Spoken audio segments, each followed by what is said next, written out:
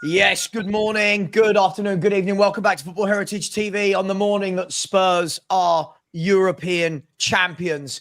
We've got two people that were there last night. One is back in the UK, fully committed to get back to his loving family.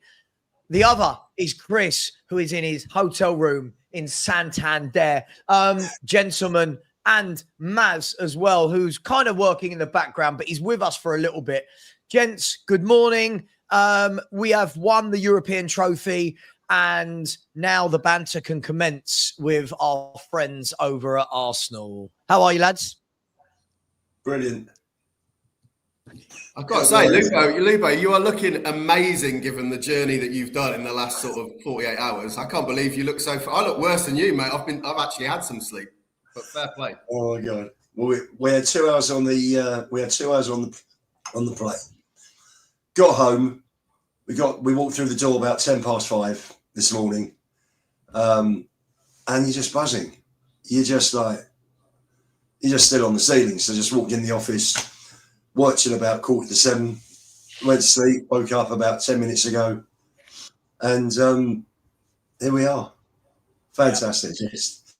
When I talk on the podcast about moments and memories, that's what it's about. I completely That's agree. what it's about. There's a few people asking about Perchie. Perchie is alive. He is okay. He did make the game. He then did stay out. I'm hearing reports and rumours from Fabrizio Romano that we had the here we go for Perchie to stay out until 5 a.m. He's up. He's WhatsApping this morning. I can only imagine how hungover that man is today. But if anyone does want to laugh, he did appear on Lee Gunner's show last night. Absolutely pissed out of his face at 2 a.m. singing. That was very funny as the Arsenal fans just sat there going like that. It was very funny. And to be fair, Lee said, I'm getting them on to show what winning looks like. I'm getting them on. Guys, God, I tell you what, the internet's strange. You know what? We've won the Europa League. I thought we played absolutely magnificently from a defensive standpoint. Forget the attacking standpoint, non-existent. Defensively, I thought we were absolutely magnificent. Woken up this morning, I kid you not, I've got over 750 messages, most of them calling me a cunt, a prick. I don't support Spurs. I'm seeing lots of lies that apparently I've said this team will knock us out and this team will knock us out and I didn't want to win. The internet is lovely, guys. Let's put that to one side. I have to vent about these things because it frustrates the life out of me. Guys, every Spurs fan deserves that, don't they? Every single Spurs fan, 17 years without one. We deserve that, don't we? As you know, Savva, when I came on in my drunken state last night, the things that kept running through my head was, all of the Spurs fans that have just sort of new and old that have just been waiting for this day to come. And of all the sort of competitions that we could have won, I think winning a European trophy probably meant more than, let's say, winning an FA Cup or winning a Carabao Cup in that respect. So it's just what a phenomenal feeling. And you know who I'm really actually pleased for? Because it was discussed quite a lot on your show yesterday. But son, I think that whilst, he will probably never be considered in the upper echelons of world football.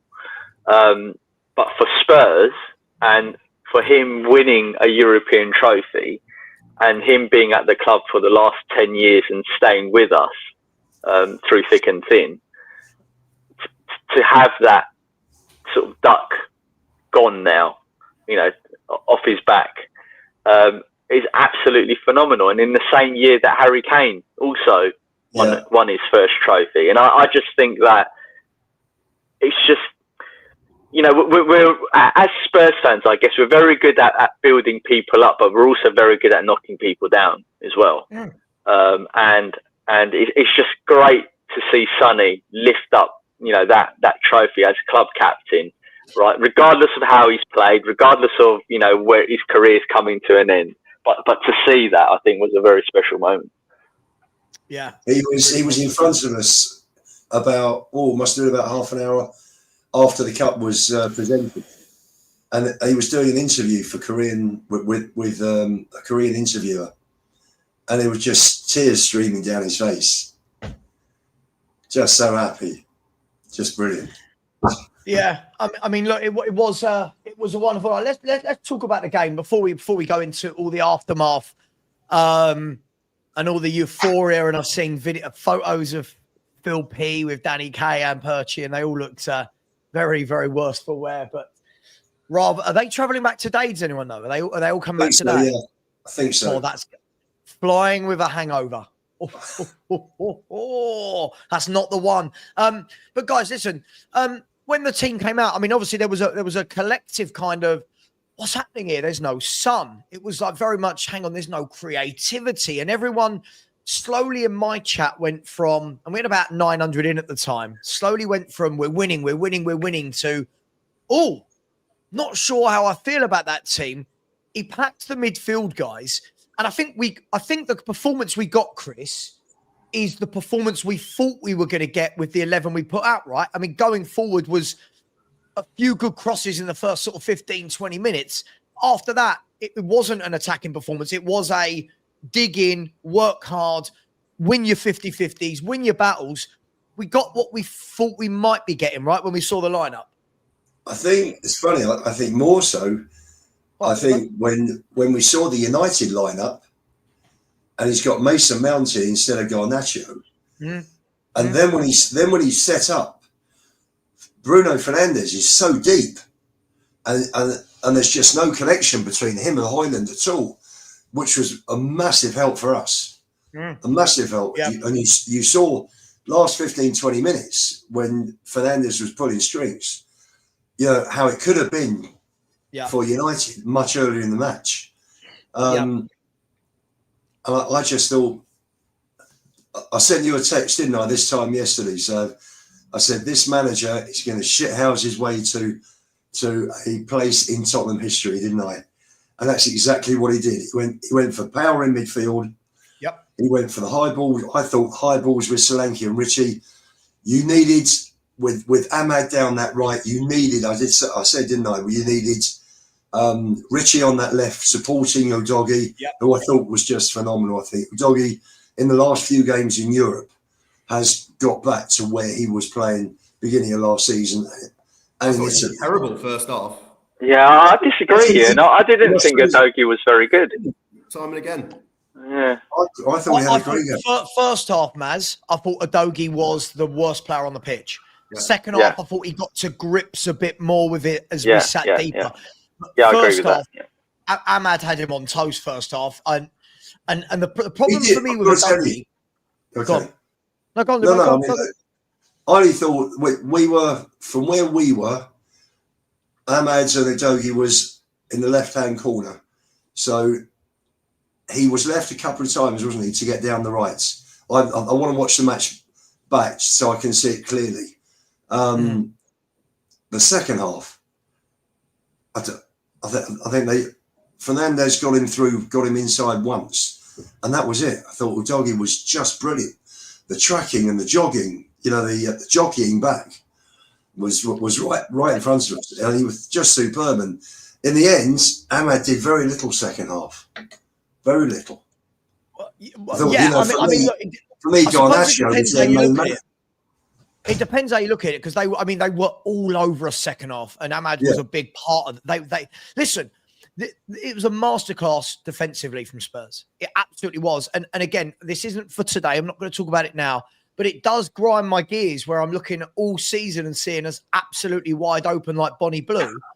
And then you see we can defend like that. That really frustrates me that we can do that. Why have we not been? But anyway, we'll do that today. Yeah, but why not, Savva? I'm a little bit confused, because it's not. I think it's appropriate to talk about that, because I don't think we're not taking away anything from Spurs winning last night. I don't think any of us would ever dream of doing that. It is one of the best days as Spurs fans of our lives, right? But you're right, Savva. Why haven't we been doing that? all season? Why haven't? Why? I know, you know, in the press conferences, Ange, you know, was saying, "Oh, I planned all of this, and you know, ever since January, he's just going to go for one cup." And I'm thinking, hold on a minute here. I don't believe you, mate, because why would you sabotage a whole season, you know, at Spurs, right? And play such a high risk tactic to bank on winning a trophy, where, you know, had the circumstances been slightly different, we could have been bloody relegated. I mean, that ain't a strategy. Do you know what it is, Maz, though, right? For me, what I do think it does, I think a lot of our players have taken a lot of shit where they're being told they're not as good as we think they are. I'm looking at Lubo here, and you know that we shouldn't be surprised that they're not in the top 5, 6, 7. I am very surprised that when you look at these players that we are not in the top 5, 6, 7. For example, let's use the Bentancur Basuma example.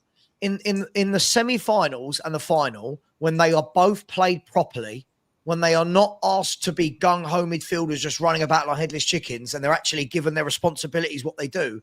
How good did Bentancur and Basuma look again last night? Yeah, switched brilliant. on, playing in a double pivot, you know, letting Sarr go, and I just thought they were brilliant. Sensational. Yeah. They can defend. Absolutely, Savva. I think, for me, whilst it wasn't a very good game in terms of entertainment and free-flowing football and things of that, you're right. It was a defensive masterclass from us last night, and for me, the reason why it was a defensive masterclass was that Adoji and Porro didn't invert not once. I didn't spot them doing that, not even once. Right? And all three. You know what? I don't want to take credit for this, but I said this is how Spurs should play: 4-3-3. You park those three midfielders in front of the defence, shadowing Van der Ven and Romero, and we just counter-attack. That's all we do, and it's effectively all what we done, and it bloody worked. And you're right, Savva. Basuma and Bentancur, for me, won us that game. They just won us that game because they were willing to go for everything, first and second balls, regardless of the scenario.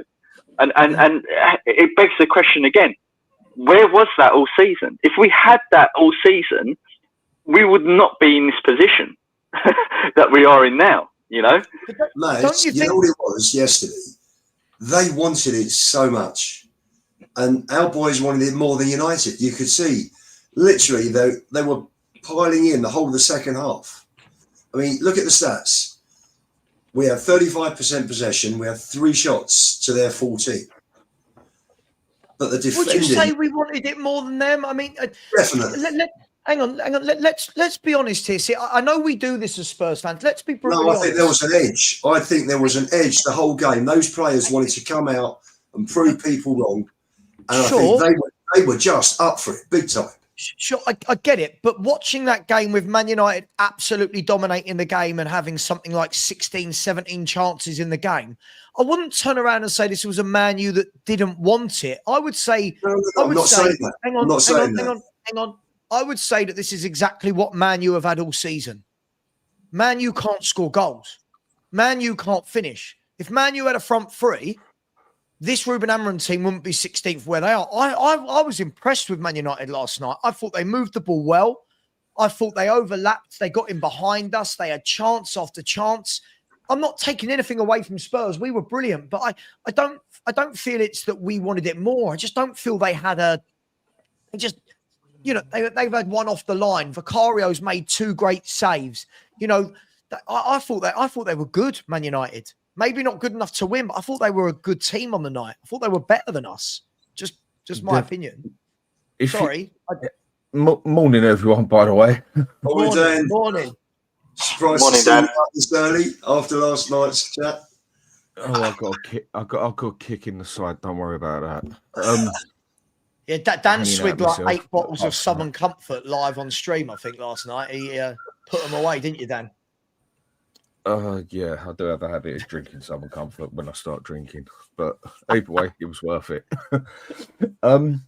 You know what? There's two ways you can look at that game. Yeah, they done us hook, line, and sinker in the aspect of they dominated us in every which way. Not in the first half. The first half was the second half they totally dominated us, but we done exactly what we should have been doing during the season in several games, and that is defend for our lives. Basically, that is what we done. Literally defend for our lives, and I think in the end, it got to that thin line I was talking about. With we wanted it more, and they got desperate towards the end. And I agree with what you said there, Savva. When it just come down to their finishing, they just could not do it. I mean, I think we only touched the ball once in their box in the second half. Yeah. If I read the stats right and that. And yeah, that was Dominic Solanke, we'll talk about him later. I'll go to the negative later. God, he is bloody awful. Go on. But the defending was brilliant. We actually defended literally for our lives. I mean, how Van der Ven got that off the bloody line. I think Vicario didn't have a good game altogether, but made 2 brilliant saves. Yeah, we got that one. And I don't think it was just down to luck. I think that was just down to the fact as well that we just defended literally with our lives. We did. I'm not taking anything away. I'm not taking anything away from it. It was what it was. It was a Jose Conte-esque performance. And again, the only question I'm asking myself, like when I'm speaking to other YouTubers who aren't Spurs fans, like in my other YouTube groups, last night they're all saying the same thing. Like, where is this Tottenham that can defend in the Premier League? Like, why is it when we play you in the Premier League, you're wide open, 2 men at the back, no one's committed, no midfielders sitting in front of the back four. Yet when it's in the European Cup, we managed to do it. I think Ange would have endeared a lot more fans that don't rate him, guys, had he have adopted. I'm not saying every game you have 35% possession and sit 10 behind the ball. But if he had adopted a lot more of what we've seen against Man U and Frankfurt, don't you think a lot more people would be on side with him right now? Like, I don't get it. I think he's crazy. We've looked better all season. Every single time we've focused on the result and not on Ange ball, we've looked better for it. Right. Spot on, Chris. That is it, isn't it? It's absolutely baffling. It's absolutely baffling. And I'll wrap up with this, Savva, because I've got to crack on with stuff we need to do. But I think what it highlighted to me was actually a lot of our forward attacking minded players are just awful. When you look at Basuma, Bentancur, Romero, Van der Ven, Adoji, Porro and Vicario, they're solid top 4, top 5 players. When you look at then the players around them, and I guess it's unfair to, Maddison is probably included in that. When you look at the players around them, your Richarlison, Solankes, I'll put Johnson in that category, and everyone else, they're just not good enough. They're just not good enough. And I think it was evident every time we attacked, we just had nothing really about us at all when we had an opportunity to attack. And I know that was few and far between that whole game, but it's what we've been saying all season. So I guess that's the reality. And also another reality is that we defended well. We were compact as a team. We played like a team, and we deserve to win. Because is it fair to say, Maz, before you go, is it fair to say that maybe then for Ange, and maybe for the way we played, it wasn't a bad thing in the end having Maddison and Kulu out, because if Maddison or Kulu had played, we wouldn't have had that solid 3 in the middle. I agree, and I would even argue that if let's say Bergvall replaced Sarr in that midfield, I also think we probably wouldn't have been as solid, because you need someone like Sarr just literally running all over the pitch, closing people down, and I don't think Bergvall's got that type of stamina to do that. But with him being a very young boy, he's got a mistake in him still because he's so young. So yeah, I totally agree with you. Anyway, look, I've got to go. I'm obviously super happy, and you know, I just it's just amazing to be able to share it with everyone, you know, on the panel and in our community. So yeah, up the Spurs. Yeah, but big up to you, man. just so everyone's in no doubt, I'm 100% still Ange out, and I still think he should get out of my club, and I hope that he gets sacked before the bus parade. Oh, geez. What a fraud, Naz. What a fraud. Right, thanks, guys. Bye. Big up to you. Big up. Just quickly, there are 700 people in here, which is crazy for a Friday. No, it's not Friday. Why do I think it's Friday? Oh, normally Europa League's Thursday. For a Thursday morning. And there's 100. We're all so happy that we've got 136 likes out of 700 people. Come on, guys. Let's get rid of the Solanke conversions. Let's get in Harry Kane conversion rates, please. By the way, let me do a couple of super chats. Big up to Sanila32. Said, Savva, boss. Don't call me boss. That makes me feel like a Turkish kebab man. We did it. We finally won. Thanks for all your content. I may not agree with some of your views. Front door. I don't know where Stanley is. Okay. Sorry, when the front door goes, we all have to look round for Stanley because he's like a little Jack in the box. I may not agree with some of your views, but we can all finally celebrate together. Sanila, I thought we'd be able to celebrate together until I was called a CUNT 4,000 times again this morning. Big up to you, Sanila. Really appreciate you, my man. Thank you very much. Much love to you. Much love to Salty Bill, who has said, from hell to heaven, Ange did deliver. He did win in his second season. Still cannot believe it. I'm going to talk about Ange in a minute because he did deliver. He did do what he said he was going to do, and he did get it spot on. And that means credit where credit is due. It doesn't mean I have to like him, but I will praise him to the heavens in a minute. That won't get clipped, though. What will get clipped is me when I say I don't like him, but that's the way YouTube works. Big up to you, Shorty Bill. Thank you very much. Vinda Lou has come in. Big up to you. Has said, I wish was bantering this morning. Hoping this is a nightmare. Someone wake me up. Congrats, Savva, Lubo, Maz, Chris, and Joy. Listen, we didn't play, but thank you. Yeah, listen, I think a massive inquest went in the Arsenal fan base last night, didn't it, in regards to Arteta and phases of play, etc., etc. And last one, Billy, this isn't a super chat, but said, time to admit you were wrong. We told you Andrew would win us a trophy. I mean, I've got a video timestamped 12 weeks ago saying Spurs will win the Europa League. I don't understand how no one brings that up. You all bring up that I don't rate him in the league. When I say we're going to win the Europa League, that just completely gets lost in translation. But well done, Billy. Everyone loves a troll. Good morning to all the trolls out there. Welcome to the channel. And yes, Lubo, you really want to show us this kangaroo, which you have named Savva. Savva. Good. The lucky. Thank you. Good.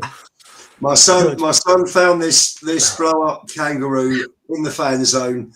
We kept it with us. I had to call it Savva, obviously, because I know you love Ange so much. And he was with us for the whole match. And look what happened. So here we are. Savva, hopefully, is coming with us to Udine for the Super Cup in August. Lubo's proper flip-flopped. He's now like full-on Ange in. I'm not Levy in. Levy in. Hang on. Have we had Lubo give Levy any props yet? Because that's what come on, Lubo. No. Got on the plane, saw three of the guys I'm friendly with, and they said about Ange Levy, and I just said Levy got lucky, and this guy in front of them said, no, he didn't. And I thought, you know what? Too happy to argue. I've had no sleep for 24 hours. Have you not been to sleep yet, Lubo? It's not worth it. Have you not been to sleep? Sorry? Have you not been to sleep yet? I had 2 hours on the plane and 2 hours this morning when I got home. That's not healthy. What an absolute Lubo, an absolute legend. Just the videos. By the way, I just watched Perchy popping up on League Gunner. That is just comedy gold. Hilarious. Perchy's not had any sleep. I know he's not had any sleep. He must be still going. Oh, Perchy, he's trying to find people like, are you staying? Are you going back today? No, come on, let's get on it. Let's carry on.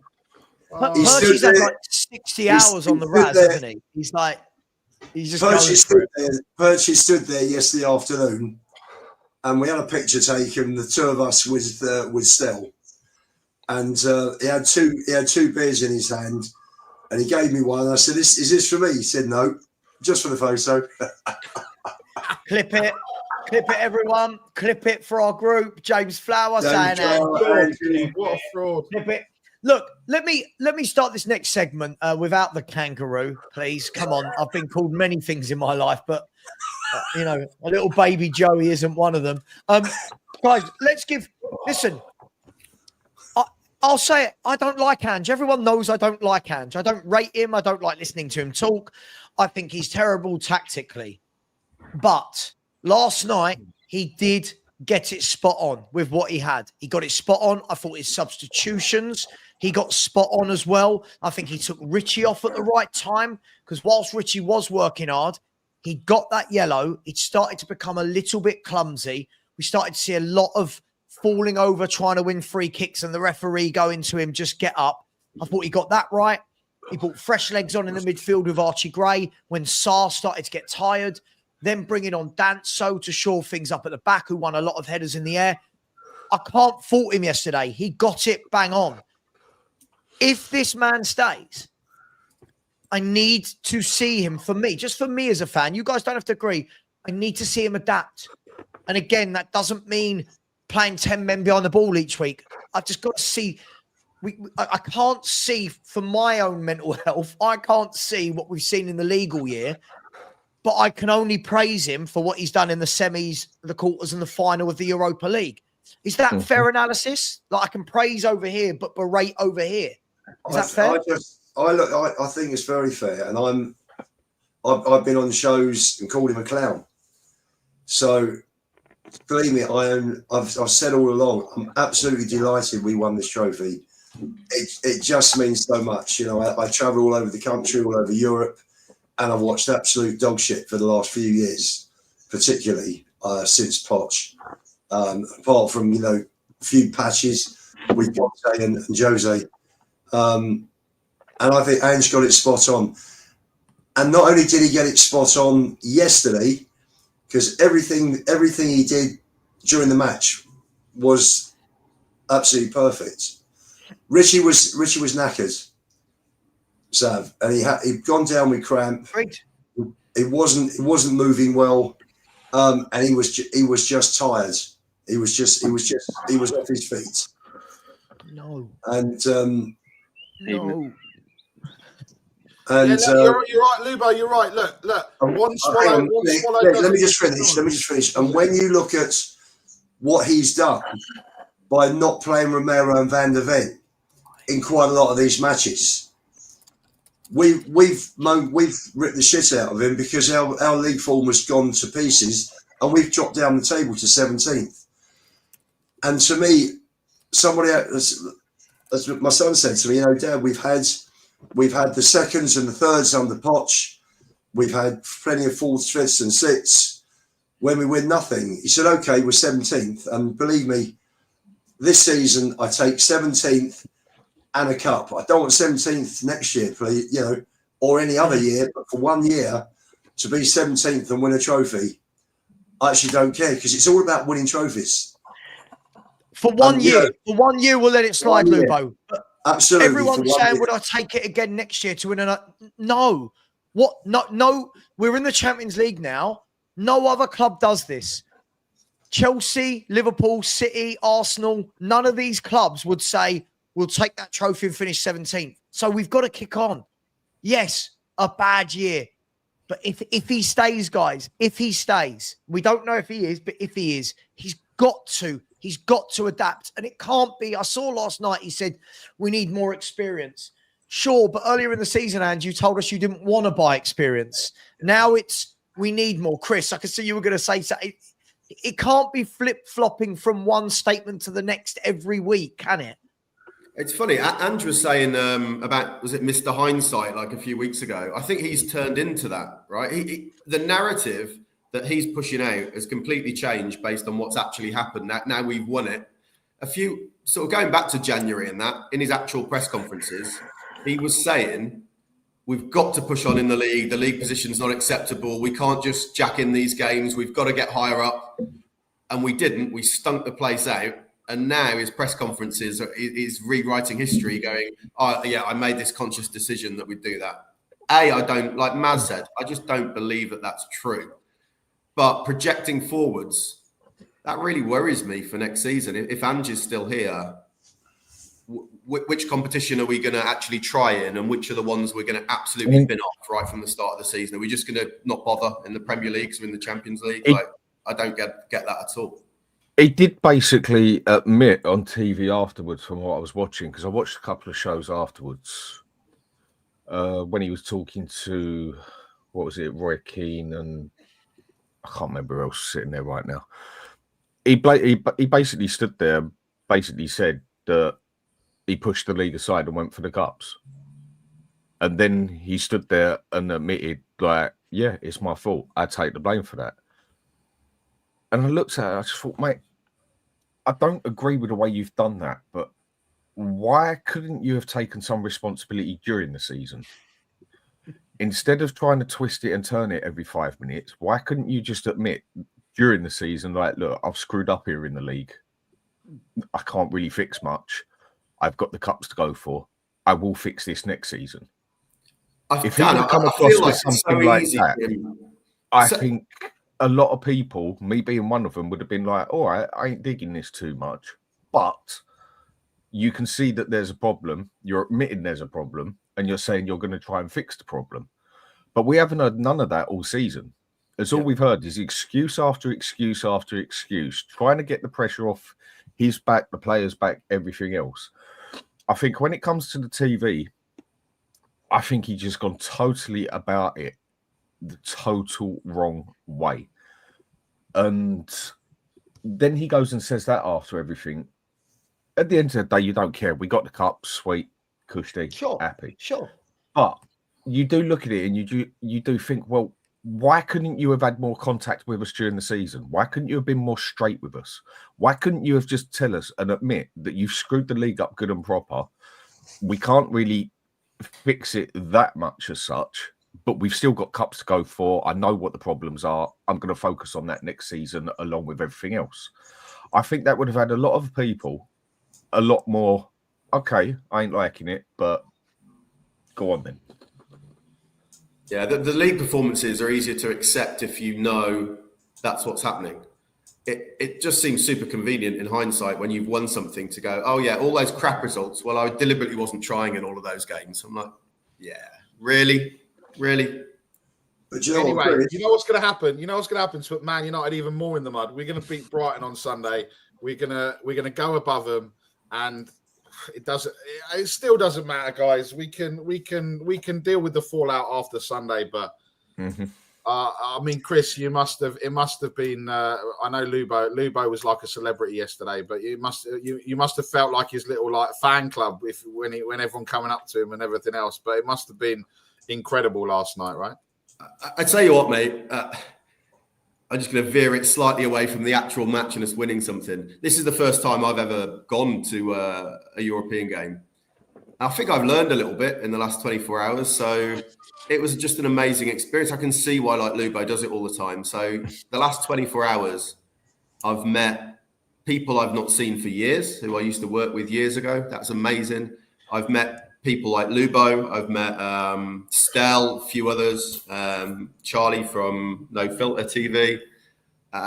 And this morning I woke up to a load of messages from people who I've not spoken to for like, I went to school with 30 years ago, just sending me stuff going, congratulations. Honestly, this morning when I woke up, I was a little bit emotional about it all, because what has been amazing about this trip, it's great that we won it, but that's not actually the main thing I take away from it.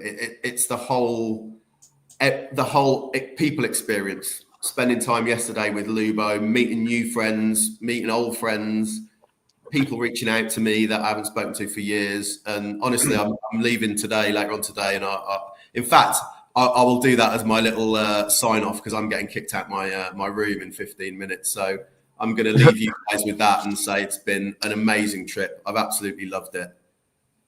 Big up to you. Thanks for coming on, Chris. I'll end with Ange out as well at the end. I'm sorry, but that's where I am. We got to get Dermot Gallagher off the Monday morning. We had a couple of little chats on the law. We got to get you on, Chris. We got to get you on, mate. Get me a contract offer from Sky, mate. I'll happily go on. Absolutely. Absolutely. Just got to say, Chris, the funniest thing, Stell's putting together a montage of the road to glory, of his day, and in his 3 or 4 days in northern Spain, and he did an interview with me. He put the phone up. He asked me questions sort of mid-afternoon, and after a minute and a half, he said, "Lubo, can you see what's going on in the background? There's all these guys queuing up for a piss." He said, "This will look great." And we had to swing it round a bit because people like them. Oh, it's just mad. The whole thing it was just the most amazing day, wasn't it? It was just fantastic. I actually get back into London around the time of the parade, so I might swing by. I might make it. We'll have to see how it goes. But and it was good. You know, Chris, Jeff, who was with us, Glasgow Jeff. Yeah. I linked up with Jeff for the first time in about 40 years when we went for a bite to eat before the match at Ibrox. And we've kept in touch. So that's the first time I actually sat down with him properly, you know, down and had a chat in, I don't know, it must be 40 years. Yeah, I can see why you do it, mate. It's not just about the football, is it? Honestly, it's social. I've absolutely loved it. Guys, have a good day, good show. Enjoy the win. Forget the haters. Take it easy, mate. Have a safe day. See you guys. Yes. Do you know, guys, I just can't understand, right? Like, honestly, if I showed you my inbox this morning, this is a trophy that 3 months ago I did a video saying Ange will win this Europa League, and I've got all these people going, he proved you wrong yesterday. Did he? I said we were going to win the Europa. Like, what are we doing here? Like, why can our own fan base not all get on when we've won a fucking trophy? It is utterly crazy what is going on out there. And this people are just so desperate to prove a point. I can go back and say I said at the start of the season, I believe he can win us. I can get receipts. I think he can get us a cup this season, but the league, he's not going to survive. And playing the way he's played, you can do that in cups because there's a lot less games. You can't do it over a season. But he adapted in the last 3 games and he did it the right way. And then that winds you up for the rest of the season in the aspect of why couldn't you do that in certain other games? It's just hard to work out.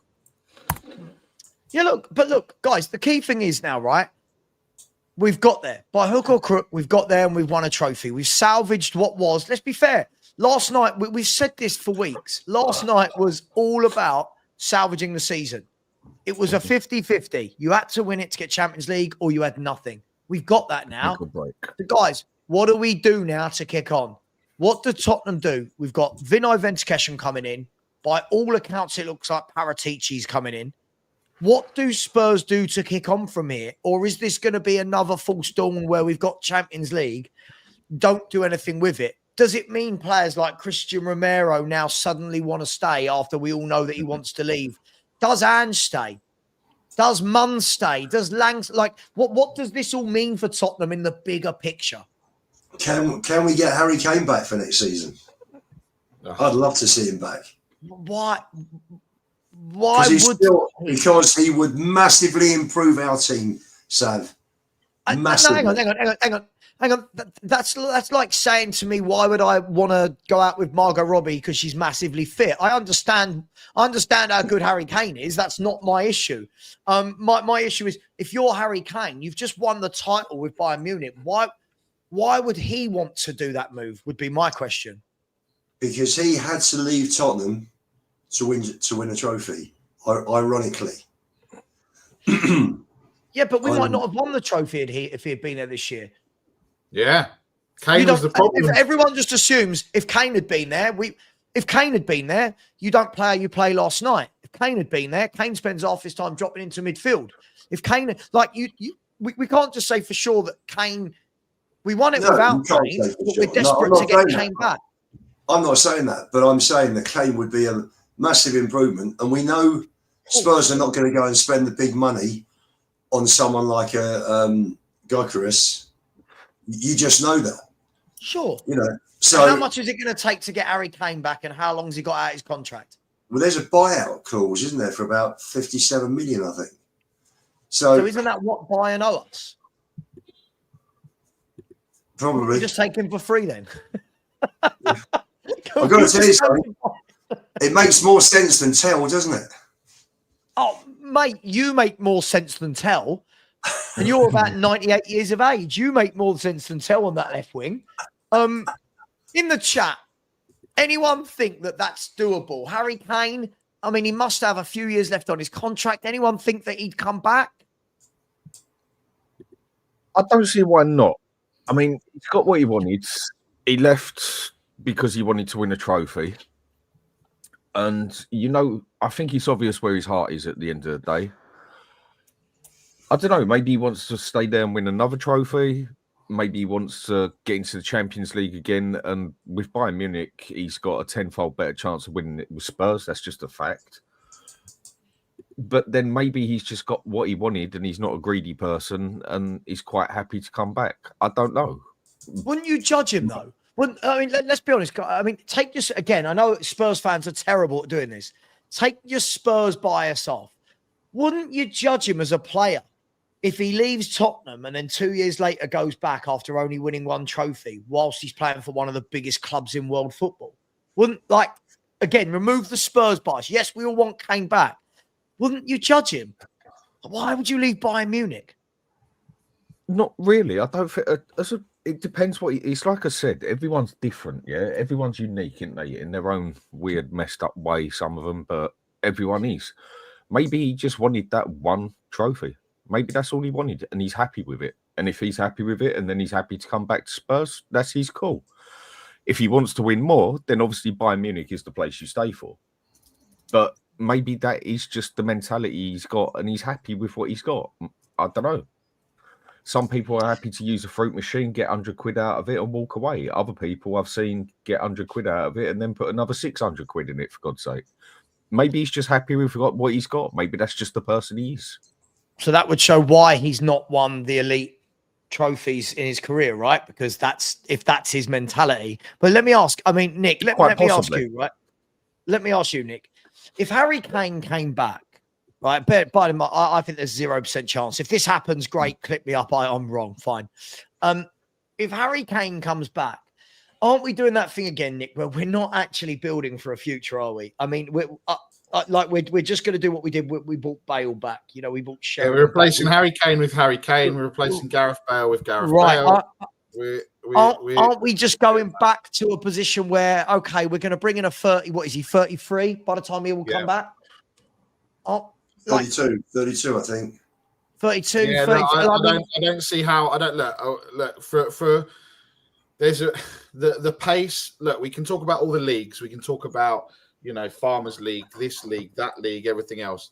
But the pace of the Premier League and the way that Kane is, I don't think he can come back and he can fit into how we want it. Now you can argue, yes, he can sit back and he ain't pressing in this system. He ain't lasting in this system, right? Those ankles, everything, it's not going to work, right? And yeah, I think it's a nice thing. Now we've done it. I think it's wouldn't it be nice? Kane comes back and Kane can win a trophy now, and Son has won a trophy, and let's get Poch back after the World Cup and he can win his trophy and we can all be in flowers, unicorn, rainbows and all of that land, right? What we need to do now is we need to kick, like Perchy was last night, or still is. He's probably in some bin somewhere in Bilbao City Centre. I don't know, if in his pants or something. But we need to kick on now. This is it. Yeah, when we played Liverpool, we beat 4-1 at Wembley, and we saw what happened after that season. We saw they went and did what they did. They got rid of Coutinho. They got Van Dijk. They got Alisson. They went and made a statement. This is what Spurs need to do. We're not saying we need to go and get 4, 5, 6, 7 different players. If it's one, if it's two that takes us, that elevates us to with the experience and everything else, then that's what we want to. That's what we need to do. We don't want to do what we did with the Bale money and go and sign 485 players and none of them are any good, bar Ericsson. You know, we just need to just almost take a step back now and go, right, enjoy tomorrow evening, enjoy Sunday. I mean, I don't know what the pitch is going to look like because fans are all over it, but I don't care. It doesn't matter. I mean, that was the other thing. Iggy was saying, they're on the tunnel. He's saying, please, can you get off the pitch? We've got a game on Sunday. Who is giving a flying hoot what's going on about Sunday? Yeah. They're in the moment, right? But I just think we need to get past that, get past Sunday, make a decision early.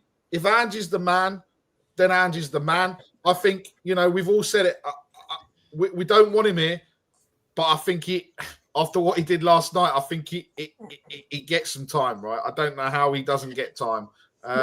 Nick, you're right. If Ange is going to be the man, and that is who they want to move forward with, fine. But then we've got to remember, if you're going to give this guy 150, 200 million pounds of transfer budget, depending on player sales as well on top, we've got to be very.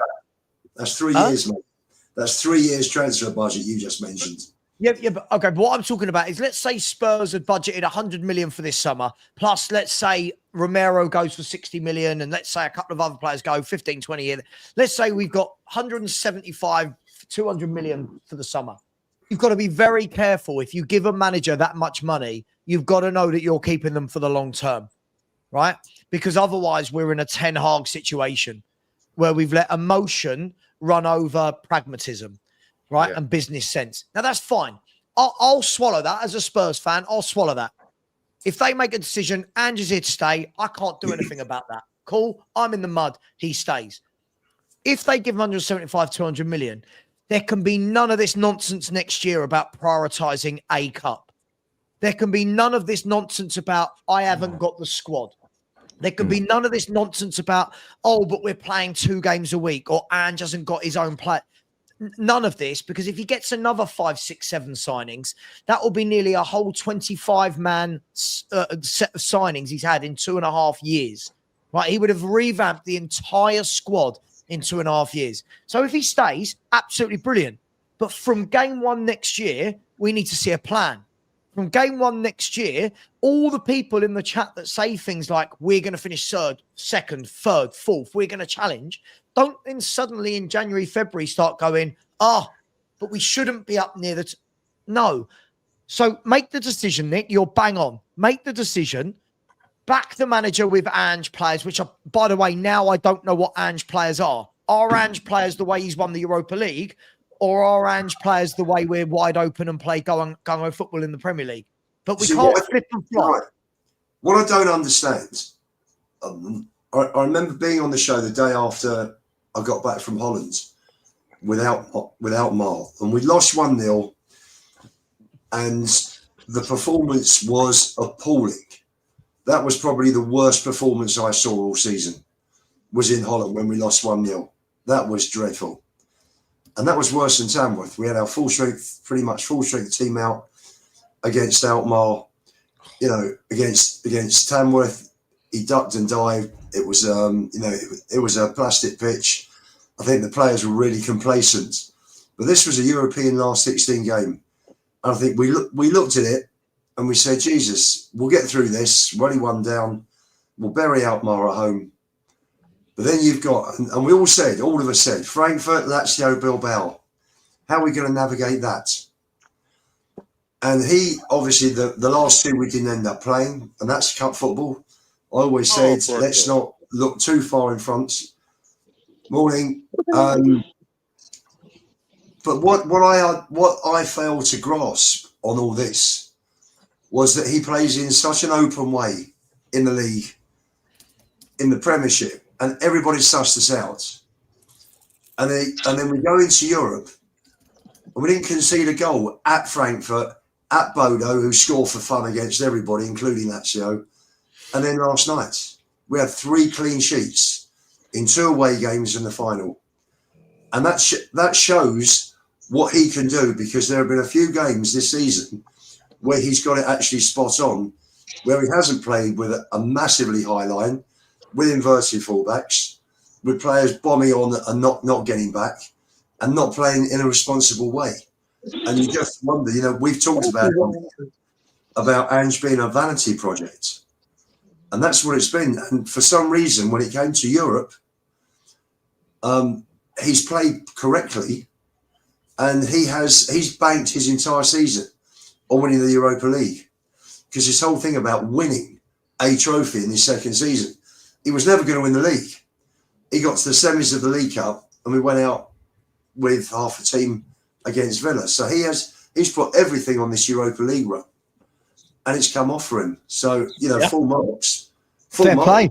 He's but it can't be this next year, Lubo. But Lubo, what we can't as a fan base, I can't be hearing next year that Ange is changing winning mentality and that we're going to kick on. Then I'm seeing people going, would you take 15th or 16th next year in a trophy? No. If you want to kick on and get Champions League, act like a Champions League club.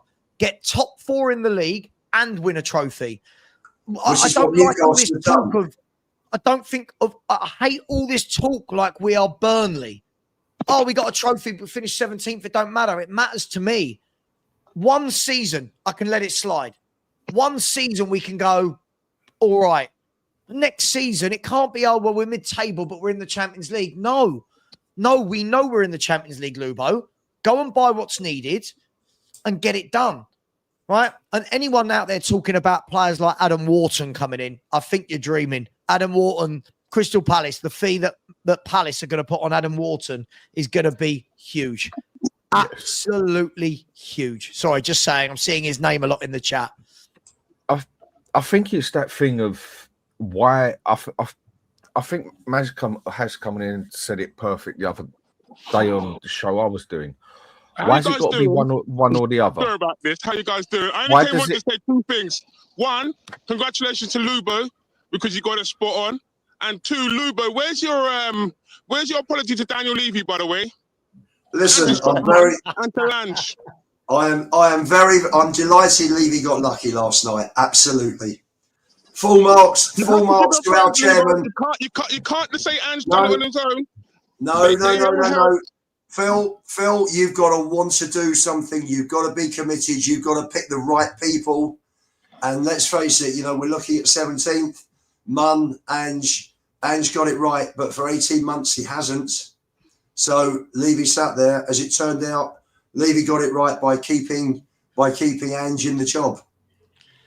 But what I thought, funny, just talking coming off the plane today, how good would our club have been if Levy had put the same effort into the football club as he does everything else? There's your thought. Yeah, but you've got to, there's got to be credit where it's due. If we're going to give credit to Ange, I don't know how we can not give credit. I just said, listen, he stuck with Ange and credit to him for that. He took a view, he took a decision. I've been saying he's sitting on his backside. It's majorly neglectful. It turned out I was wrong and he was right. And I'm delighted at that because yesterday was just an amazing day. That, as I said, that sort of memories and moments are about that moment when that final whistle went. And I just looked up at the sky. I mean, it's an impressive stadium, great stadium. You just saw, it's just amazing. And I did say, I'd rather yesterday Levy be lucky than good, because sometimes it's better to be lucky. But you know what? Luck only gets you so far. And now I'd love Levy to say, do you know what? I'm going out on a high. I've done my bit. It's the best turnkey operation with the ground and the training ground now. I've done my bit. Thank you very much. I'm now setting out. And I think we wave him off quite happily. Now, I'm going to go on the hunt for Mr. Antonio Curtis Shaw. I'm going to go see if I can find him somewhere, because apparently he's gone into hiding somewhere. So I'm going to try and look for him. I'd love to love you and leave you guys. So speak to you guys later. And have a brilliant day. And come on, you Spurs. So I'll see you guys later. Bye-bye now. Right. Hang on. Sorry, guys. Can I just say, right? Sorry. Sorry, has anyone else not been reading what Matty Gay's been saying all Yeah. week? I'll be reading exactly what he's been saying, and we've got the receipts, Matty K. Yeah, Matty, what you said. Matty, do you know what? Do you know what you're scared about, Matty? You're scared of people not liking your opinion. At least with my opinion of not wanting Ange here, I'm not moving from it, right? But people can hate me or what. You're flip-flopping all over the show, mate. Earlier in the week, I've got screenshots of you saying, if Ange wins this trophy, I'm 100% Ange in. And now I don't see how people, what are we doing here? Matty, you're obviously watching. Turn your phone on. I don't know how you got your phone into the exam room. Get on with your exam. Forget about, you can watch this on record later. You've got an exam to do today. Come on. No. Yeah. Billy, again, no. Why is this always the either or? Why is it always, it has to be top 4, for example, or a cup? Next season, mate, we should be doing both. There should be no, the objective is to win a cup. I'm not saying it isn't to win a cup, but I don't see Arsenal, Liverpool, City, Chelsea. These teams are not talking like this, Billy. None of these teams talk like this. Why should I talk like this? Why are we doing this? So, why has it got to be one or the other? Because we've never been a League Cup. We've never been a league team. Never have. As all we've ever been is a cup club. That is all Spurs have ever been. Bar what? Twice. But why has it got to be one or the other? I mean, and as was one who brought it up on my one, why does it have to be we accept 17th and get a cup? Okay, it's all about winning things at the end of the day. That is what sport is about. It's about having that trophy, that medal, whatever at the end of the day. And finishing second in the league or finishing 17th in the league, it doesn't get you either. But why has it got to be that we have to be crap in the league if we want to win a cup? What the real big teams do, and we're meant to be the 7th biggest club in the world, is they fight for the best place they can get in that league. We know we ain't beating City or Liverpool, whatever, but you fight for every game, like everyone says, in the league to win it, to then go for the cup. Why wait until the games, like I say, are pretty much irrelevant because they're going to get us 15th or 17th sort of thing, and we've only got the cups to look at? Why can't we do both? Yeah, and let me also say to Billy, the top clubs all over Europe are the richest clubs pretty much in their league. We are one of the richest clubs in our league, and up to last night, in fact, when you look at it, we're 2 trophies in 25. Chelsea have won 20. United have won about 15. I mean, my figures may be way off, but not that way off, not that far. Liverpool have won 8 or 9. Arsenal have won 6 or 8. City have won God knows how many. And we're up there with them financially. We're the only team that are not winning this amount of trophies over the last 25 years. And we should be. And why shouldn't we be? And that's why I want new owners to come in and put everything behind the club and get us back up there so that we're challenging every single season. Because this is Tottenham Hotspur Football Club. And the last time I can remember a league season like this, where we're this low, but not quite as low as 77, which was the relegation season. And we've nearly been as bad as the relegation season. In fact, we lost 21 in 42 that year. We've lost 21 in 37 this year. And it'll probably be 22 on Sunday because, hey, the players won't want it like Brighton do. If Brighton win, they're in Europe next season. So, Brighton have got everything to play for on Sunday. Yeah. But have you noticed, Lubo, for any fan that says things like this is negative, like I'm seeing people in the chat going, oh, this is negative. We won a European trophy. What, for saying that we want to kick on and have a better year next year? Go for a trophy next year and compete. I'm not saying compete for a title. We're nowhere near competing for a title, right? I think we all know that, right? But why is that negative? What do people... Listen, there's only so many times we can say, well done, we've won the Europa League. Everyone was ecstatic. Everyone's brilliant. I think people are only listening to the words in the sentences they want to hear. I'm ecstatic that we won it. I think for every fan that travels, especially all around the country, all around Europe, Absolutely fair play to them. These people spending their money. But also I look on the flip side. Look at all you people that are spending your money week in, week out. You guys don't deserve to lose that many games at home in the league. So I think it has to go hand in hand, right? Next season, we now know we're in the Champions League. From this moment onwards, there's no excuse to not plan. They would have known the outcome of last night. We either win or we don't. They should now know, right, who's the manager going to be? Who's the director of football? What players are we going to go for? Who's being sold? And that should be in motion from 9 a.m. this morning.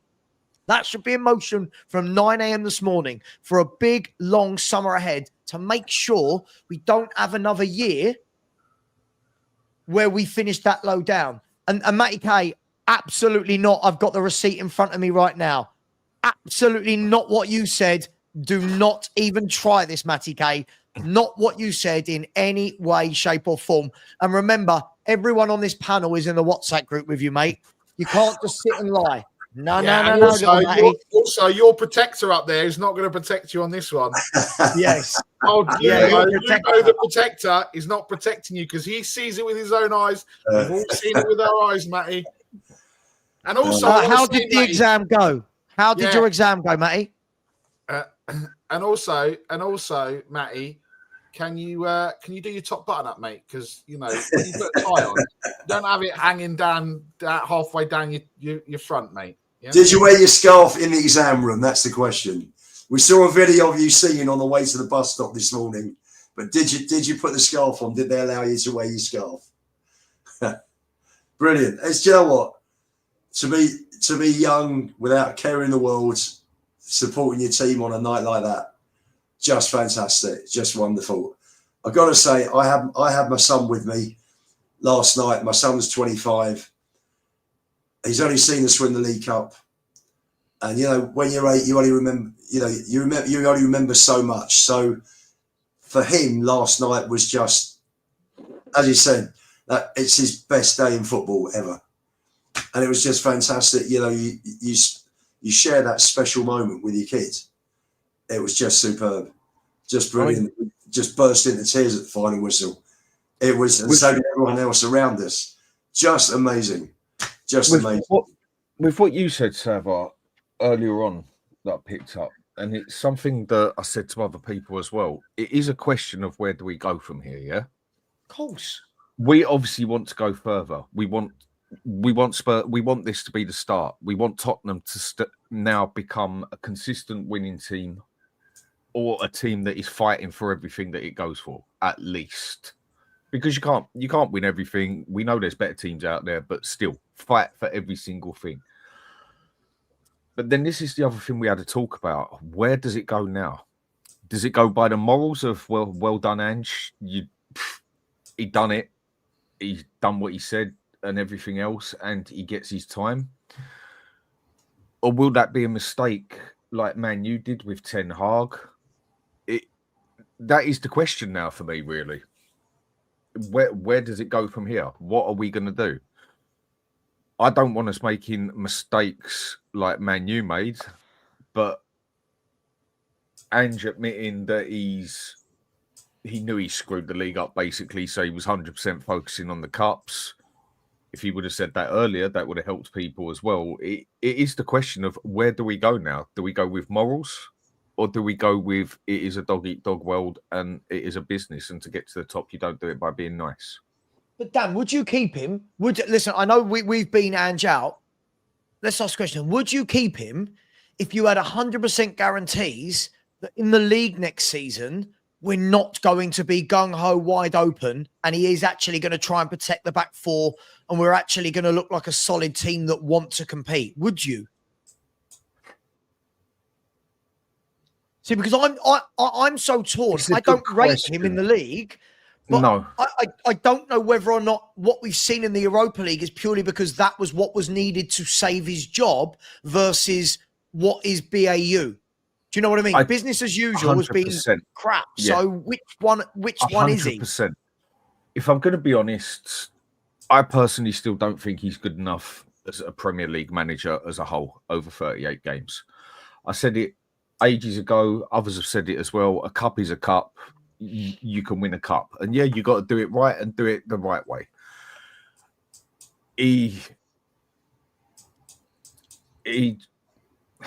I personally don't think he's got what it takes to get us where we want in the league as such. I don't think he is a Premier League manager.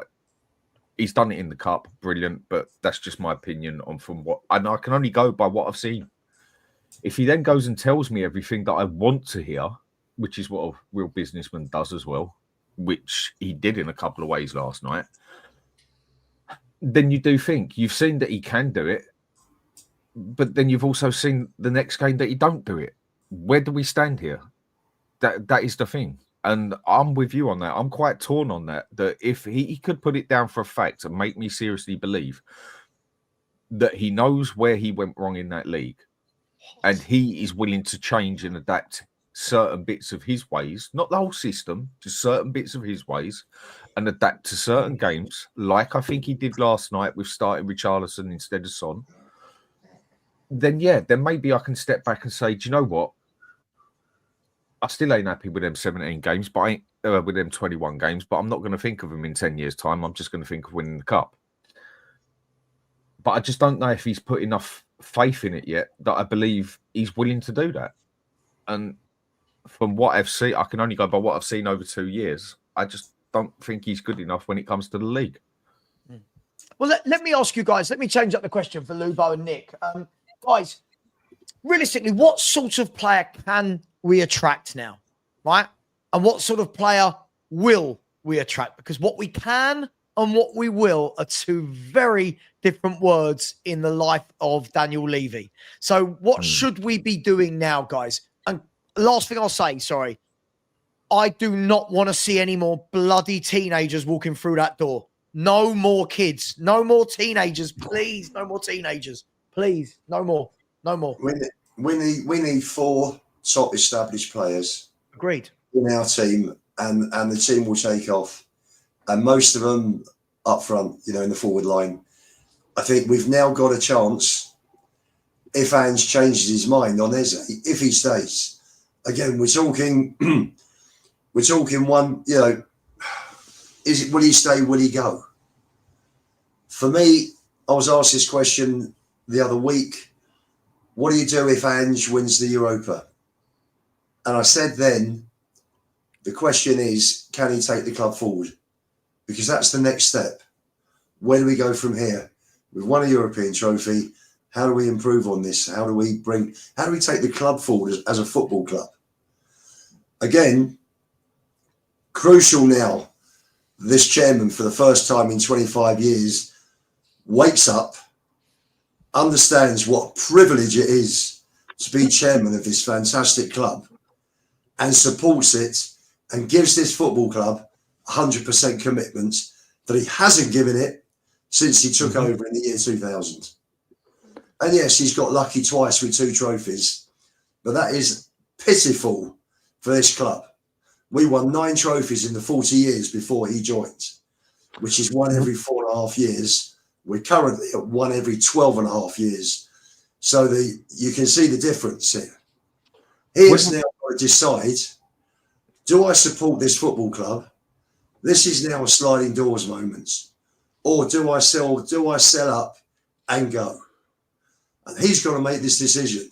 He's got to get behind the club now, pay proper wages that are going to bring these better players into the club and make us competitive. Because if he's not, Daniel, sling your hook, you've done your bit, go out on a high, and let someone come in that wants success for this football club.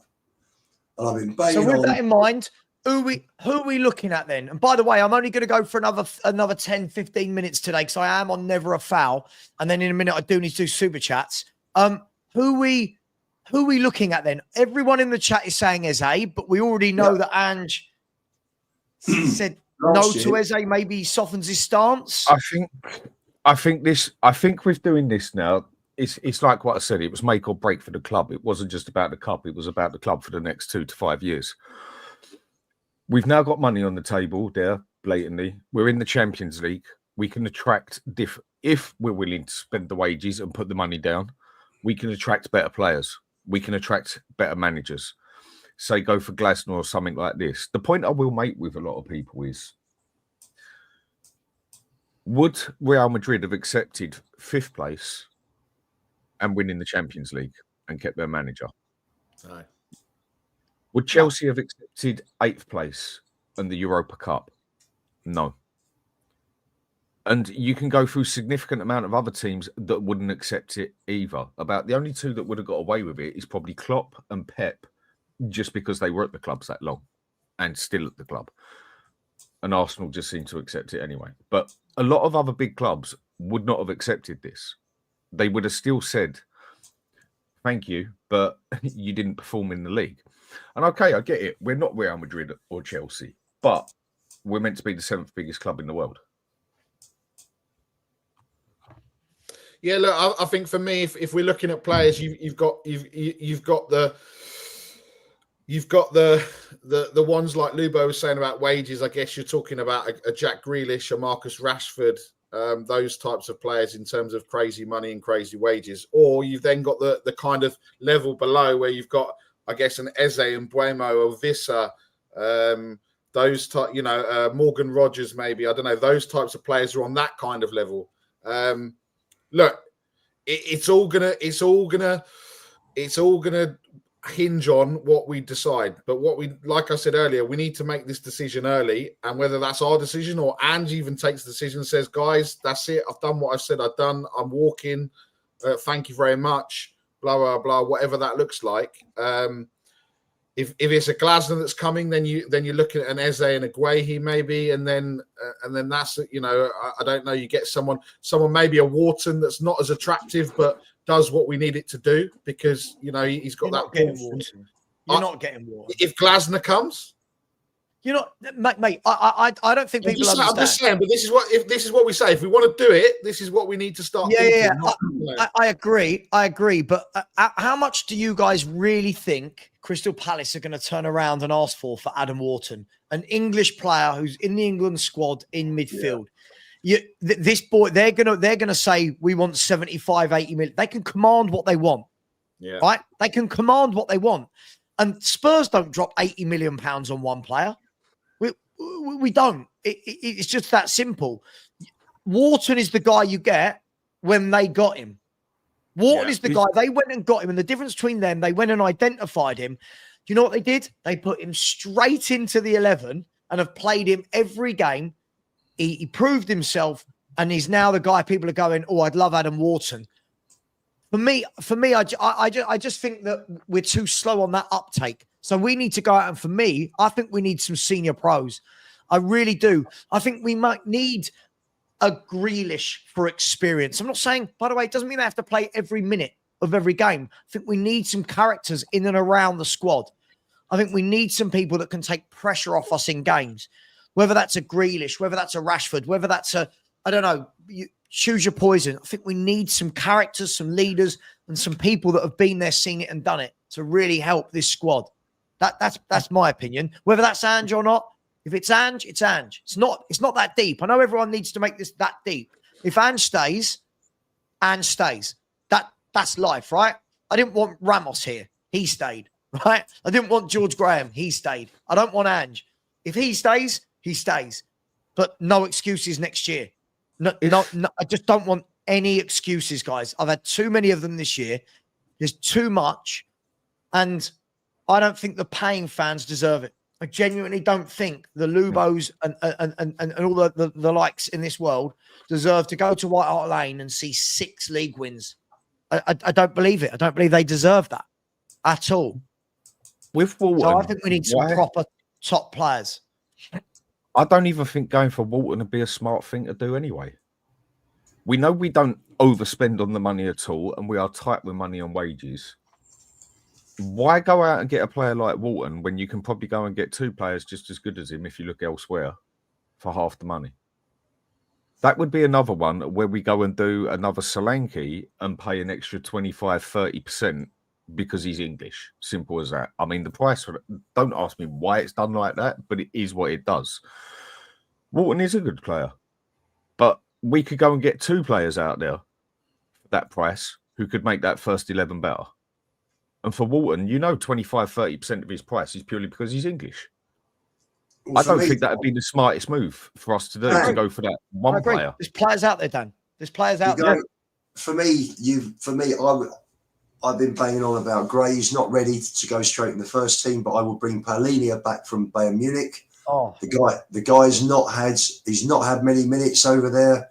I'm sure with Champions League football, go and get him and let him tutor Gray as a number 6. I think it'd be brilliant for the kids. And I do think I'd love to see Glasner at the club. But do you know what? It sounds churlish because Ange did fantastic last night and he's won. I don't want to make it sound negative and this is an Ange out bashing thing. It's not. Last night was fantastic. Let's enjoy it and maybe next week have a chat and see what happens. And for sure. By the way, I've not sat in this show saying Ange out, Ange out, Ange out. I know people are saying it. I haven't. Everyone knows my opinion on Ange. I don't need to keep doing that. Yeah. But what I can admit is what a brilliant game that was yesterday. He's done really well in the latter stages of the Europa League. He's seen us through that. Fine. Nick was bang on. If he is the guy, make that decision.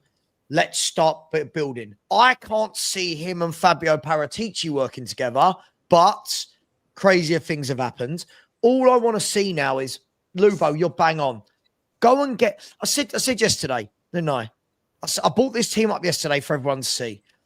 Paulinho, who's not getting games at Bayern and who owe us money, right? Go and get a Jonathan David up front because, guys, I'm sorry, I'm going to say it. Dominic Solanke is not that guy. I'm sorry. I'm going to say it. He is not that guy. Go and get a Jonathan David who's got goals in him and then go and get a winger. Go and get an attacking player. If it's a Ryan Cherky, if it's an Mbuemo, go and get somebody with a little bit of zip, a little bit of buzz about them. How different do we look already with just those 3 players, right? Mbuemo, for example, is from Brentford. Cherky is from Lyon, right? Jonathan David is on a free from Lille. Paulinho's not getting games. I'm not going out there and saying buy Erling Haaland. I'm not saying buy Joshua Kimmich. I'm not saying go and buy Kevin De Bruyne. These are players that with Champions League revenue we should be looking at and that make us a million times better. I don't want to see any more. I don't want tell. I don't want us to qualify for Champions Leagues and go in and buy 19-year-old wingers that couldn't even get on in the final. That's what I want to see now. And you know what, guys? I'm a big fan of American politics. Like I like watching things like The West Wing. And if you ever seen The West Wing, whenever they're in the Oval Office, the president says, "What's happening here? Bish, bash, bosh. You know what you got to do? Yeah." And what does he say after that? Right. What's next? And they go, no. He's like, no, I said, what's next? We're moving on. That's what Spurs have to do. Enjoy this moment, but now let's act like a bigger club. Now let's kick on. Let's not for the next 15 years say, yeah, but we won Europe. Cool. How are we going to elevate from that? How are we going to go? We've won the European competition. Now we're going to go and get top 4 next year and try and challenge for trophies again. If that is me being negative and a bad fan, I'm a bad fan. Kick on. Over to you, Daniel Levy. If Ange stays, over to you, Ange. Over to you, Daniel Levy. Cool. You've won it. Show us that it wasn't a fluke. Show us. Get some top players in. Show us. Sorry, that's my passionate stance on Tottenham moving forward. I'll just add to that if you look at, I was there. I was very lucky. I was there last night. The atmosphere, the whole vibe, the whole day, and everything in the ground. The fans are fantastic. The away allocation is sold out and oversold every single match. It goes down to the amount of loyalty points you have. It's a free for all and whoever applies gets. It's never been that way. The fans pile over in their thousands into Europe.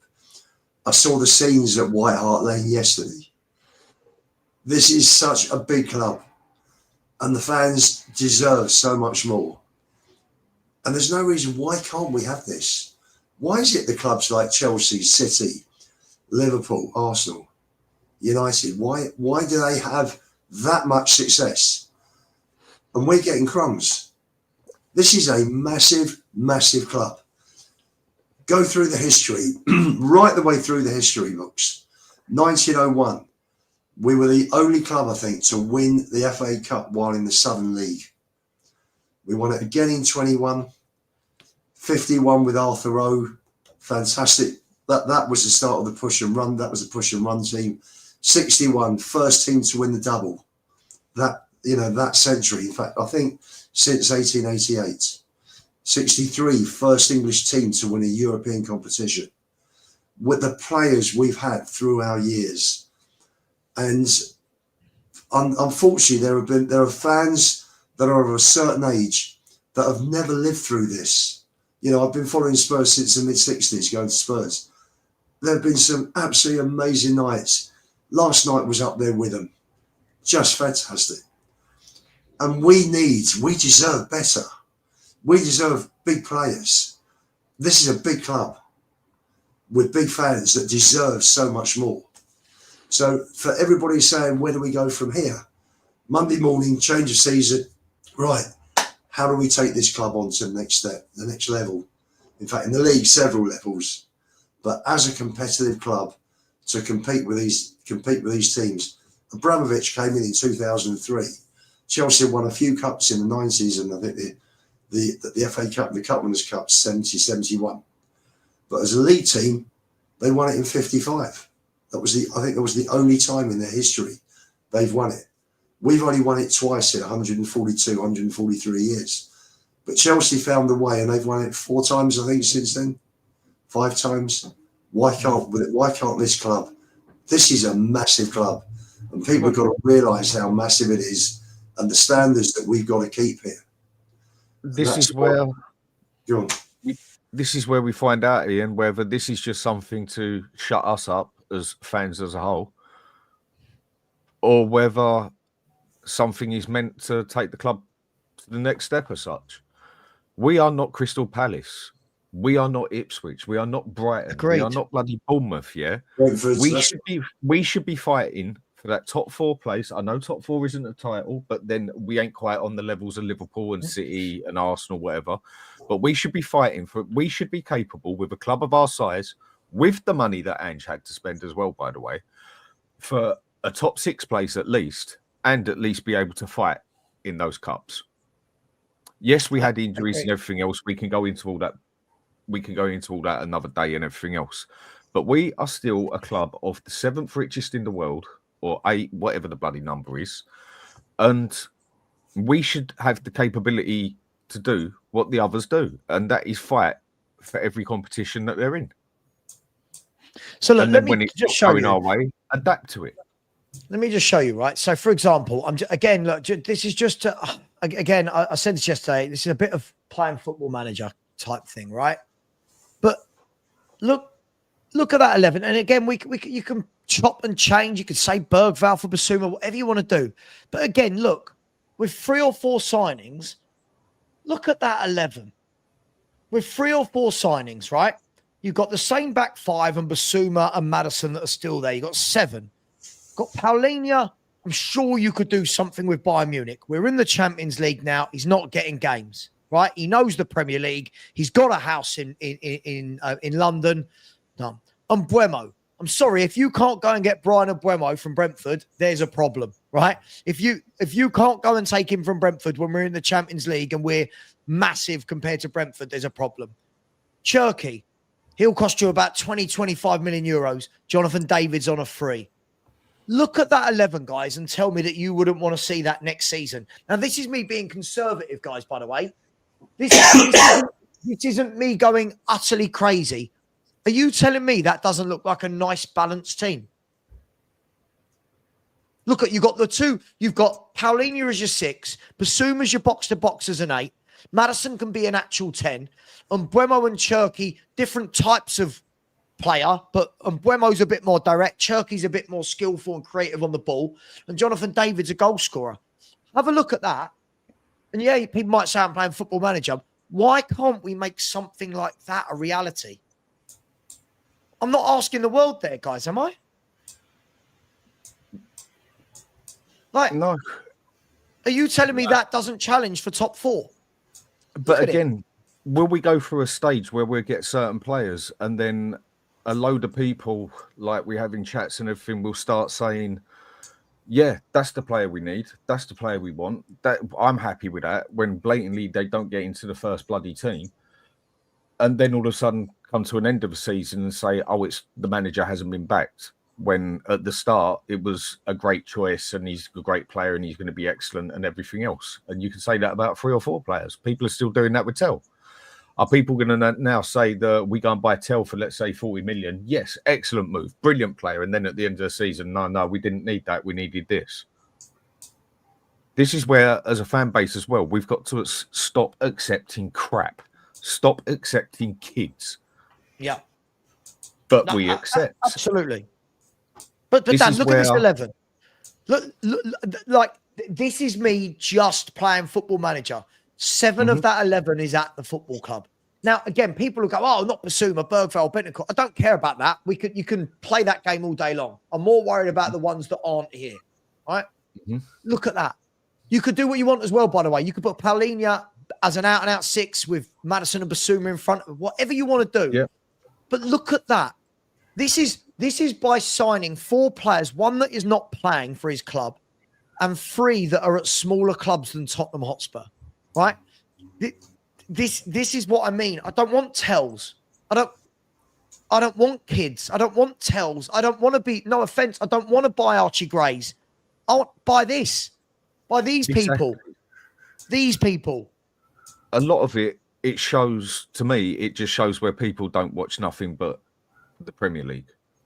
Whereas when we sat here and we said for 40 million and the wages, we found, what was it, between me, you and Stel, and there was 2 others on there, we found about 3 or 4 other midfielders that we could have got for less and less wages and would have walked straight into that first 11. Yeah. It's mad. Look, let me do some super chats, guys, to wrap this up. First of all, I did see a comment. Matty K, listen, I hear what you're saying, but the problem is, Adam Wharton went straight in. The difference is Adam Wharton was ready to go straight into Crystal Palace's midfield, and within 6 months was in the England team playing in the Euros. So there's a huge difference. Listen, again, I agree with Lubo. If you're going to keep Gray at Spurs next year, you're going to have to bring in a number 6 that can teach him. If not, he needs to go out on loan for me. But big up to you. Let's have a look at some of these super chats. There's a lot. No, he's not, Barry. No, he's not. Okay. Is he?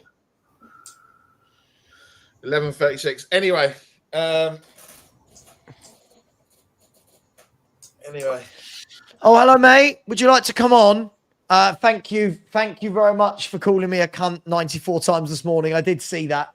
Listen, Paul, enjoy it, man. We won a trophy, right? I don't know why we can't just all enjoy it. And I did notice that when you had your little rant about me, that you didn't bring up that I'd actually said we were going to win the Europa League. Someone came into your chat, lied to you that I said Frankfurt were going to beat us when I never said that. And then you went off in a tangent. Listen, you're more than welcome on my channel. Everyone's allowed. I would have just liked to have thought that for one night, Spurs fans might have got along together rather than you making a video calling me a cunt 95 times again. Well, most of us did, Savva. Most of us did get along. And if he can't get along, leave him to it. No, I will. Mate, it's football. As I said, everyone's welcome on my channel. Everyone's welcome here. Everyone's welcome to an opinion.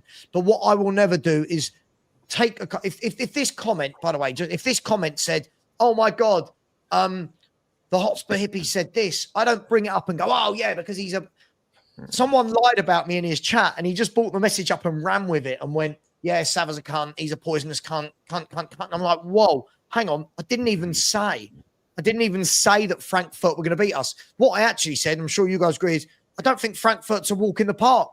I think they're a decent team. Said it's going to be difficult. And it was. It wasn't a walk in the park, guys. We drew with them at home. We hung on against them away.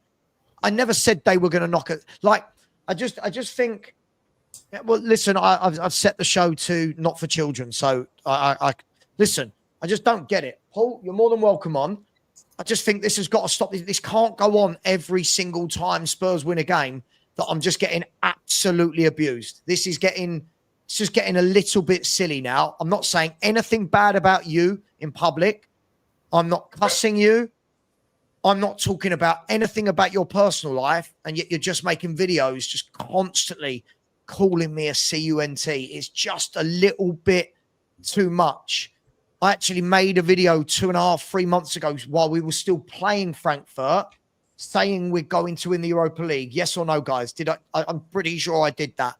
Mm-hmm. And so I've got no problem. I'm not being horrible. I'm not calling you out, but surely we can't have this moving on for every single season. Like it's just mad. You've told everyone I'm not a real Spurs fan, calling me a CUNT. I just don't think. And people in my chat, stop saying bad things about him, because that's how it works, right? Just everyone. We won a Europa League. Why can't we all be happy? Why is the first fault? Why is the first fault of some people to be, let's attack those lot over there because they don't rate the manager? Sure, that's fine, but let's just relax, yeah? Let's just relax, all right? Just everyone relax. Guys, let me get to these super chats. Big up Cyberge, who said, amazing to win, but was Ange being honest, claiming he targeted Europa League after the January window, or just creating a narrative to suit? Listen, Ange has had a tough year. He's come out swinging. He's come out fighting. Completely get it. Anyone would. He's done what he said he's going to do. He's won the Europa League. I don't blame him for that, right? Now we move forward. What have we got moving forward? Big up to you, Si. I really appreciate you, my man. This is, what a name, Stephen Ireland's grandmother. Stephen Ireland, wow. I said, well done, Spurs fans. Will Levy finally chase, is that chase or change titles and blah, blah, blah. Chase trophies. We'll chase trophies. Well, listen, he's just won this trophy. It's now Daniel Levy's job, as we said. It's now Daniel Levy's job to kick on. We've got to the Champions League before, and we haven't kicked on with the caliber of players. He's now got a whole summer. Show us. Mm-hmm. Show us that it's different. If you are keeping Ange, back Ange. If you are not keeping Ange, back the new manager. It's that simple for me. Big up to you, Stephen Ireland's grandmother. Big up to Ali Garcia, who said, morning, Savva and panel. Danny in the building. There he is, Danny in all his glory. There he is, saying you're a champ of your champs of Europe. Enjoy it. I was trying to, Ali, until I woke up to just dogs abuse from hundreds of people. I was trying to.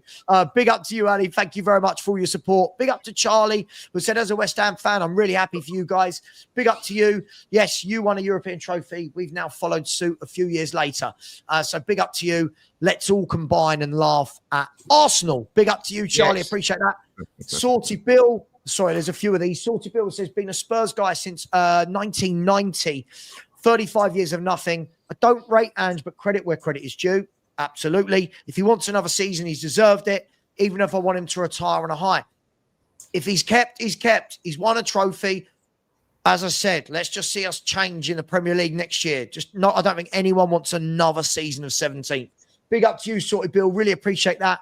Chris Kendall said, we're all feeling giddy this morning, but if people are genuinely backing him now, ignoring everything else he's done, we're never going to improve. Chris, look, as I've said, there are going to be those that really rate him, those that don't.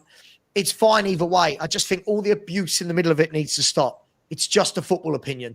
This man is paid £5 million a year, right? He's paid £5 million a year. We're just football fans talking about it, all right? It's really not that deep. I don't know why everyone is so personal about it. Big up to you, Chris. Mario, big up to you. Always been a big supporter of my channel. I said Spursy bottling plant has officially moved to the Emirates. Spurs are champions of Europe. Glory, glory, Tottenham Hotspur.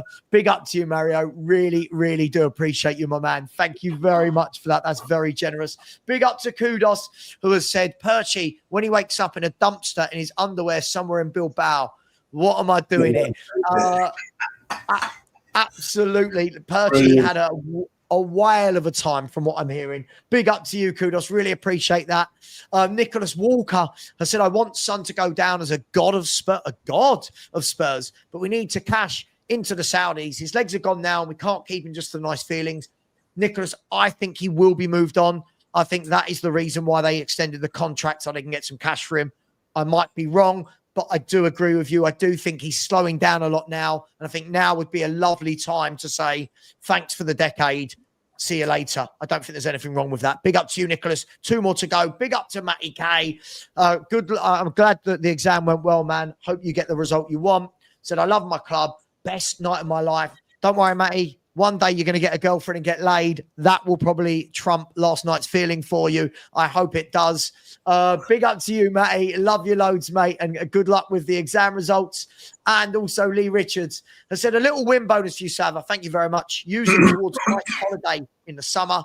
You'll need it because I think you're going to be very busy next season providing us with content on Crazy Chaotic Club. Lee, let me just say one thing because I know people are watching. For all those that said, on one hand, I'm shameless and say what I say for clicks, likes, views, and clickbait. Then on the other hand, are saying I don't want Spurs to win the Europa League. These guys who are in a WhatsApp group will tell you I have said for my business, which is my YouTube channels, I need Spurs to win in European competition so that I've got more content next season. So people who said that didn't quite think it through. Big up to you. Thank you very much. Is there anything anyone else would like to say before we end the show? Yeah, I think we just need to book our flights and accommodation to Budapest, no? No, Udine. No. I'm talking Champions League. I'm talking about Champions League final, guys. 2026. Oh, is it Budapest next year? Yeah. Better get the hotel and flights booked now. All I'll say, Sav, is that for life is tough. It has ups and downs. And for anybody having a bad day, just think about that feeling when that final whistle went last night. That'll put a smile on your face. It might not make things better in your life, but you'll feel better just for that moment. Just amazing. Just a fantastic day. Just wonderful. So let me round off there. First of all, thank you very much. It's very, very generous. I will be back later. What I'm going to do is I want everyone to be able to have their say on winning this. So later on, I will do a call-in show, but I don't want it to really be a debate show this afternoon. I want it to be for fans to come on and show how happy that they can come on and have a go at me. I don't care about that. I want people to be able to come on and have their say, you know, because these channels, these shows don't exist without everybody. We've always, I think, as YouTubers, we've got to remember that these shows don't mean anything without you lot watching. So thank you very much. I really appreciate it. 3 things I'll say. 1, well done to Ange and the players last night. Absolutely superb. Absolutely brilliant performance. Bless me. 2, Matty K. We love you, dude. And if anyone in the chat thinks we're bullying, don't be so stupid. Matty's part of our group. He's in our WhatsApp group. He's a lovely lad. And he loves the banter. 3, thank you to everybody for last night. It was an amazing night. I'm heading over to Never a Foul. Please, I'm going to send you over there. Please, when you get there, say Savva Raid. Much love. Take care. Lubo, Dan, Barry, thank you very much. I love you all. Take care. And as always, Spurs are the champions of Europe.